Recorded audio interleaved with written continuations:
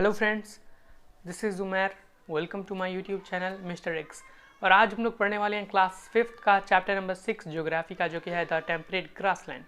और इस पूरे चैप्टर में हम एक ही टॉपिक को डिस्कस करेंगे, पैरेरी, और ये ग्रासलैंड है। तो आज के इस वीडियो में हम बस इंट्रोडक्शन जानेंगे इस चैप्टर का। Let's start. In the previous chapter you have read about the two distinct climatic regions of the tropical zones, the tropical hot wet forest region and the tropical desert, the zones lying between the tropic of Cancer and the Arctic Circle in the northern hemisphere, and between the tropic of Capricorn and the Antarctic Circle in the southern hemisphere is called temperate zone। तो पिछले chapter में हमने दो climatic zones के बारे में पढ़ा था, हॉट वेट फॉरेस्ट और ट्रॉपिकल डेजर्ट के बारे में। अब जानते हैं कि ये टेम्परेट जोन होता क्या है। तो टेम्परेट जोन में सबसे पहले ये जानना ज़रूरी है, ग्लोब का कुछ इंफॉर्मेशन जानना ज़रूरी है टेम्परेट जोन को समझने के लिए। तो ये जो आप इमेज देख रहे हैं, तो इसमें आपको दिख रहा होगा सबसे मतलब ग्लोब के बीचों बीच से एक लाइन पास है और उस पर 0 डिग्री का है, लगा 0 डिग्री लिखा हुआ है, और उसके जस्ट सामने में इक्वेटर लिखा हुआ है। तो यही है इक्वेटर, और ये जो है अर्थ को यानी कि ग्लोब को दो पार्ट्स में, इक्वल पार्ट्स में डिवाइड करता है।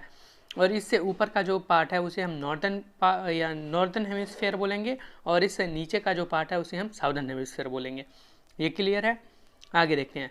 और 0 डिग्री के बाद जो एक लाइन है उस पर कुछ नहीं लिखा हुआ है, उसके बाद जो एक लाइन है आपको दिख रहा होगा उस पर 23.5 डिग्री नॉर्थ है, और इसके सामने लिखा हुआ है ट्रॉपिक ऑफ कैंसर। तो ये लाइन जो है ये ट्रॉपिक ऑफ कैंसर है, और उसके ऊपर जो लाइन है 66.5 डिग्री नॉर्थ, ये है आर्टिक सर्कल। और वैसे ही आप नीचे देखिए 0 डिग्री के, तो 23.5 डिग्री साउथ है और 66.5 डिग्री साउथ है। तो नीचे वाला अंटार्कटिक हो गया और उसके ऊपर ट्रॉपिक ऑफ कैप्रिकॉन। ये ध्यान रखना कि 0 से ऊपर जो होगा वो नॉर्थ में चला जाएगा, और 0 डिग्री से जो नीचे आएगा वो साउथ में चला जाएगा। तो टेम्परेट जोन होता क्या? टेम्परेट जोन कौन सा एरिया को हम लोग बोलते हैं? तो ये जो ट्रॉपिक ऑफ कैंसर और आर्टिक सर्कल आपको दिख रहा है, तो इन दोनों के बीच का ये वाला जो एरिया है ये, और इक्वेटर से नीचे जो ट्रॉपिक ऑफ कैप्रिकॉन और एंटार्कटिक सर्कल है, इस दोनों के बीच का जो एरिया है, इन दोनों मतलब नॉर्थ और साउथ हेमिस्फीयर में, नॉर्थ हेमिस्फीयर में देखिए आर्टिक सर्कल और ट्रॉपिक ऑफ कैंसर, इसके बीच का एरिया, और साउथ हेमिस्फीयर में ट्रॉपिक ऑफ कैप्रिकॉन और एंटार्कटिक सर्कल के बीच का एरिया, इसी एरिया को बोला जाता है temperate zone. The climate here is neither very hot as in the tropical zone nor very cold like the frigid zone in the temperate zones of the northern and the southern hemisphere. There are vast areas which are covered by tall grasses. Very few trees grow here. These grassy area are known as the grassland। मतलब जैसा कि नाम है temperate zone, वैसा ही आप तो समझ ही सकते हैं कि यहाँ का क्लाइमेट भी टेम्परेट है। यहाँ का जो क्लाइमेट है वो ना तो ज़्यादा गर्म है ट्रॉपिकल जोन की तरह, और ना तो ज़्यादा ठंडा है फ्रिजिड जोन की तरह। टेम्परेट जोन में यहाँ पे आपको ज़्यादा ट्रीज़ देखने को नहीं मिलेंगे। यहाँ पे बहुत लंबे लंबे ग्रासेस होते हैं, इन ग्रासेस को ग्रासलैंड्स बोला जाता है। यहाँ का टेम्परेचर ज़्यादा नहीं होता, मतलब नॉर्मल होता है। तो आगे देखते हैं। Grasslands are present in all the continents but in different places their names are also different. In the northern hemisphere, there are steppes in the Eurasia which extend from Mongolia and northwest China in Asia up to Romania and Hungary in Europe, through Ukraine, Kazakhstan, Turkmenistan, Uzbekistan and parts of Russia। मतलब कि grassland जो होते हैं बहुत सारे country में होते हैं, मतलब ऑलमोस्ट ऑल सभी कंट्री में होते हैं।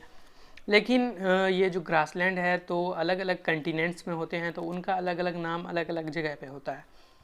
जैसे कि नॉर्दर्न हेमिस्फीयर की बात करें, यहाँ की मतलब कि आप ग्लोब में देख रहे हैं कि नॉर्दर्न हेमिस्फीयर कहाँ में, बार बार बता रहा हूँ कि 0 डिग्री से जो ऊपर है उसे हम नॉर्थर्न हेमिस्फीयर बोलेंगे। तो नॉर्दर्न हेमिस्फीयर में स्टिप पे है जो कि यूरेशिया में है, और जो कहाँ तक फैला हुआ है, मंगोलिया होते हुए नॉर्थ वेस्ट चाइना जो कि एशिया में है, उसके बाद रोमानिया और हंगरी यूरोप में है, उसके बाद यूक्रेन, कजाकिस्तान, तुर्कमेनिस्तान, उज़्बेकिस्तान और रशिया के कुछ पार्ट्स तक भी पार्ट्स में ये स्टिप पे जो है ये फैला हुआ है।